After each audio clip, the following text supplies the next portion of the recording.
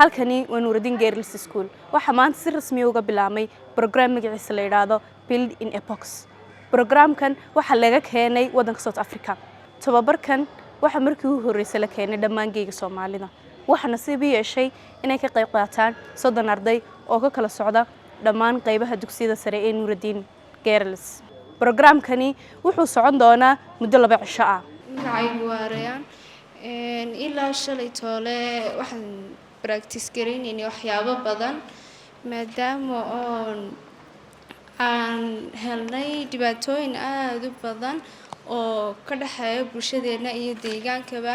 dhibaatada aan dooranay rabnay inaan xalkeeda keeno waxa weeyaan shaqo la'aanta dhalinyarada dalkeena qodobo badan baa halkan noogu qoran oo ku xalin karno dhibaatada aan anagu dooranay dhibaatada koobaad horta shayga aan xalinayno u raadinayno qodobada waa shaqo la'aan ka jirta dhanka deegaanka shaqo la'aantan waxaan ku xalin karnaa inaan helno qodobo badan oo yacni lagu helayo in wax laga faa'iido dhammaan dadka oo dhan iyo dhalinyarada dalkaba waxa u baahan in shaqo ay helaan dhalinyarada kuwaasoo maanta intay wax soo dhigtaan 8 sano wax soo dhigan jaamacadii soo dhiganaya kadib guryahoodii dib ugu soo noqonaya oon helin waxyaabo shaqo qofkan maxaa hay toolay shaqo la'aantu hayso maxay yacni anagu aan ku caawin karnaa ama maxay dawladda iyo governmentku ay noo qaban karaan ama maxaa kharash nagaga bixi kara waxyaabaha nagaga bixi kara lacag ahaan haddaan isku xisaabinay horta dalkeenu wuxuu leeyahay resource far badan oo u baahan in la maalgeliyo oo dhalinyartii lagu yiraahdo ka shaqaysta si ay dhalinyarteena nimanka tahriibaysa ee wadamada kale tagaysa shaqo u tagaysa ay dalkooda u aaminaan marka shaqada aan doonayna lacagta nagu bixi karta lacag badan maaha farsamada gacanta imika kale hadii ay dawladdu dadkii ku gacan qabato waxaan aaminsanahay in maxaa hay toolay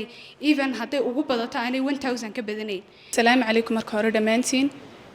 seen wada ogsoonahay group kasta oo halkan fadhiya waxa uu raadiyay problemkii waxaan ka soo saaranay qof kasta problemku xalin karay group kasta si general u wada raadiyay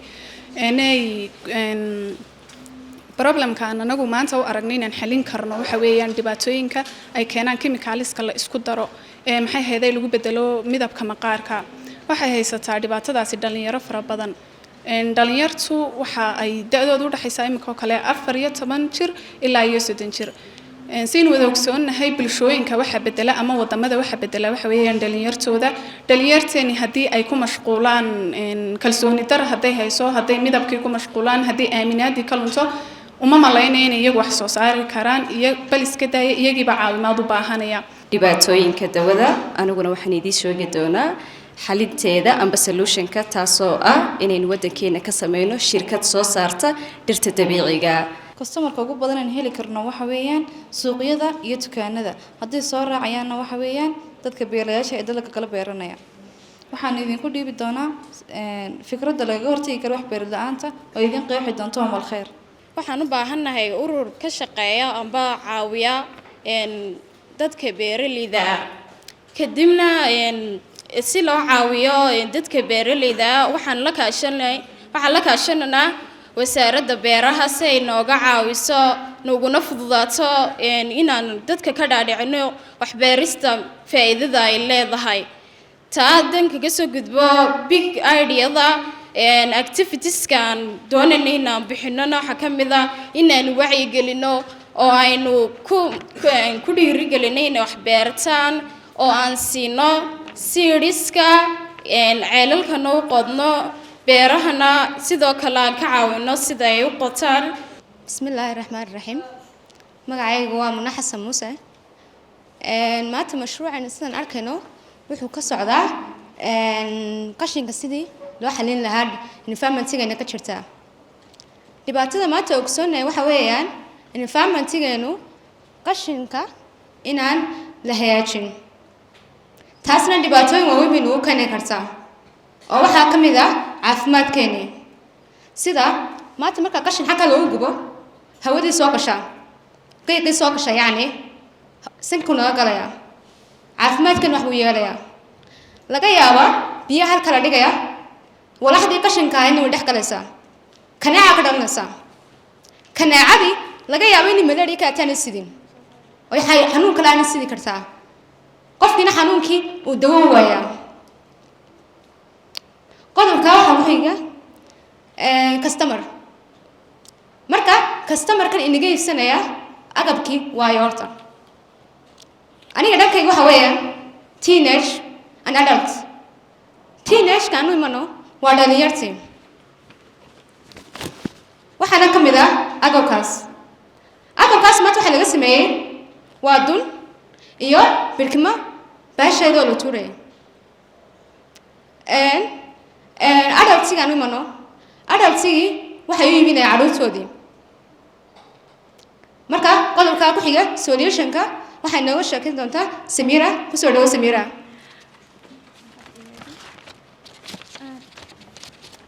solutionkaygu waxa weeyaan in caagada wada arkaysa inta la qaado recycling loogu sameeyo cidda sameynaysaana waa dhalinyarada oo anagoo kale waan bedeli karaynaa imka qofka kastoo meesha fadhiyo wuu bedeli karayaa haddaa la tuso wixii waxay faa'iidaysaa oo kale in kii inta la qaado kaa loo bedelayo qofkii iibsanaya xaggana wax laga faa'iidayo talabaad waxay u sameynaysaa teenagerskii imkoo kale ardayda iskuulku dakhlibi ka samayn karayaan markii waxaan oo kale sameeyaan dabadeedna iibiyaan dhibaatadan ka hadlayna waxay ahayd shaqo la'aanta haysata maanta dhalinyarteena inta u badan dhibaatada waa shaqo la'aanta sababtu waxaa keenaysa inay shaqo la'aan yihiin waa inay dadkii marka jaamacada ka soo baxaan oo kale lagu qiimeeyo hebel baa dhalay hebel baa meel u jooga dadkii saa ay ku waayaan shaqo intii xirfadda lahayd ama aqoonta lahayd taasina ay keento intii aqoonta badnayd inay noqoto shaqo la'aan shaqo la'aanta waxaan ku hayn karnaa inaan u sameyno xirfado ay bartaan kuna shaqaystaan waxaan rabnaa inaanu qabanno shaqo aada u kooban oo aadna u sahlan waxaan rabnaa inaan furno akoon aanu kusoo gudbinayno xirfadooyinka kala duwan si ay ugu fududaato dhalinyarteena Somaliland oo jaanisna ugu helaan waxaan rabnaa inaan furno class online ah marka ugu horeysa assalaamu calaykum waraxmatullaahi wabarakaatu waxaan aad ugu mahadnaqayaa building in Bogos maadaama ay yihiin dad in la mid ah oo amba inankeeni ahaado amba inanteena ahaato oo iskuulka Nuuridiin ka soo baxay oo taasoo ay noo garteen amba ay noogu deeqeen barnaamij amba xirfadan inaan ka faa'iideysano waqtigeygana aan liyuhurnay ayaguna ay noo horeen aad bay ugu mahadsanyihiin waxaan kalena aad ugu mahadnaqayaa maamulayaashayda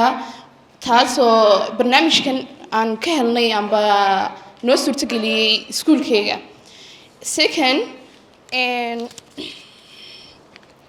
titlekeyga amba ciwaankaan ka hadlino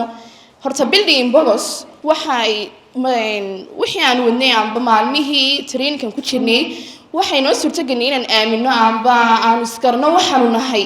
tusaale ahaan anagoon aybil amba aanan awoodeyn waxaan qaban karayno balse ay noqotay inaan ka fikirno waxaanan awoodeyno amba koskayga amba qiimahaygu laakiin se thinker aan ka fikiri karno groupkaygan waxaanu ka fikirnay si group ahaana daawooyinka sidee haddaba daawooyin aan tayo lahayn iyo dhakhaatiir aan u tababarnayn maxaan ka wada daba su-aashaas titlekaygu wuxuu ku xidhay waa su-aal daawooyin aan tayo lahayn maxaan ka wadaa daawooyin aan tayo waxaa jirtaa dad xanuunsanaya patients oo dhakhtarooyinka hosbitaalada yaala marka la geeyo qofka patientska dhakhtarka marka la geeyo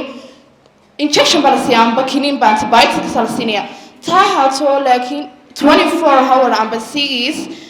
ay ku jirtaa dawadaasi waxaa laga yaabaa in yar kadib inay dawada laftarkeedii ka baxdo amba dib loogu celiyo dawada laftarkeedii taa waxay sababaysaa inay dadkii Soomaalidu ka aamin baxaan bas wadankoogii anigu kama hadlayo wadooyin kale wadankeena laftarkiisaan ka hadlaya oo ay dadkii ay ku dhiiradaan inay ka dhoofaan wadankeena ay u doontaan dawooyin tele wadooyin kale qalaad taa maxaa koos kareeyay bismillaah أنا مقعيق يا حفص عبد الرحمن وقصة جروب 2 أنا waxaan ka hadlay horta laba qodob koobaad waxa weeyaan resource ku waxa weeyaan yacnihii inaanu helno san u hirgelino mashruuceena dad nagu taageero oo xirfad iyo aqoon u leh. qodobka labaad waxa weeyaan inaanu helno gawaari yacnihii loogadana inta ku sawirno yacnihii wacyigelinta ku gaadhsiino waddanka oo dhan maadaama de yacnihii dadka qaar oo waaweyn ayna jirin oo dee isticmaalo baraha bulshada. qodobka labaad waxa weeyaan waa partner waa inaanu helno dad xirfad iyo aqoon u leh arrinka yacnihii mashruuca aanu ku soconno maadaamanu waddankeenu lahayn dad si caad u soo geliya dawooyinka laakiin waa inaanu wasaaradda iyo dadkaa ka helnaa yacnihii garab. waxaana soo gelisaa hay-adda loo yaqaano National Medicine Regular Authority. marka waxa weeyaan hadday problemkan doonayno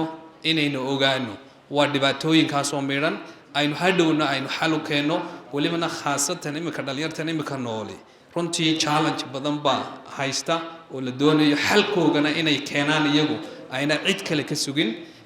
aad baan idinku mahadnaqayaa runtii hadalka wan dheereeyey 2 cisho oo dadaal dheer oo aydaan nasan idinkoo xiisadihii ka soo baxay ayaad haddana training ka galayseen laakiin waxaa la doonayaa cilmiga aad faa'iideen inaad ardaydiinii dib ugu celisaan ardaydii aan chance ka helin inaad dib ugu celisaan insha Allah bismillah kariim. waxaan ku soo dhaweyn doonaa ustaad Cawaale ayaa natiijada inoogu dhawaaqi doonaa. tiimka guuleysta maaha dee tiimka kale may guuleysan laakiin waxa weeyaan dee way naga yar marka sareeyeen ideyada ay keeneen ayaa runtii dee mid logic oo ekay. dhammaantiinna waad guuleysateen. asalaamu calaykum waraxmatullaahi wabarakaatu. muddadaad joogteen ee 2 cishaa training-ka qaadateen iyo haddana goobjoog u ahayn shaqadaad soo gudbiseen ee soo jeediseen runtii waa mid cajiiba. kaliya ma sheegi doono qola guuleysatay qola kale guul daraysatay laakiin ujeedku waxa weeye in dhammaantiin aad guuleysateen waayo waxaad kala barateen wax ka badan inta ay shaqadu uga socotay oo tirabeela. marka 3 group ee ugu sareysa ayaan akhriyi groupka guuleystayna si gaar ah inoogu dhawaaqayna. way tusaale groupka 7 group kaalinta 3aad galay waa group wuxuu keenay 35.8 waxa uu ka hadlayay wax beerashada agriculture buu ka hadlayay. kaalinta 3aad waxaan ka fogeyn kooxda labaad oo helay 38.2 waxay ka hadlayeen dhibaatooyinka ama waxyaalaha skin bleaching ee qofku isku cadeeyaan haweenku. group 2 groupka koobaad somehow winnerska ah waxay keeneen 40.8 waxay lahaayeen fikrad ah haddana malaha practicalkeedii waa yaallaa recycling. groupkaas aynu wada hambalyeynayna dhammaantiinna waad guuleysateen. waa mahadsantihiin. asalaamu calaykum waraxmatullahi wabarakaatu. labadii cishe aynu soo wadnay programkan umaynaan soo wadin inaan hal group kaliya guuleysto waxaan u soo wadnay inaan dhammaanteen wada guuleysano. sida aynu u guuleysano waxa weeye inaan dhammaanteen aynu aqoon kororsanay. qof kasta maanta haddii maskaxdiisa ay idea ku soo dhacdo wuxuu garanayaa sida uu u process gareynayo sida uu u qorayo sida uu uga fakarayo. taas waa guusha ugu weyn ee meesha maanta aan kala tagayno. aad iyo aad baad mahadsantiin idinka haddii mahadnaqayaan dadaal baad bixiseen. mar labaad iyo mar saddexaad congratulations baa idin leeyahay. I think soo dhawaada.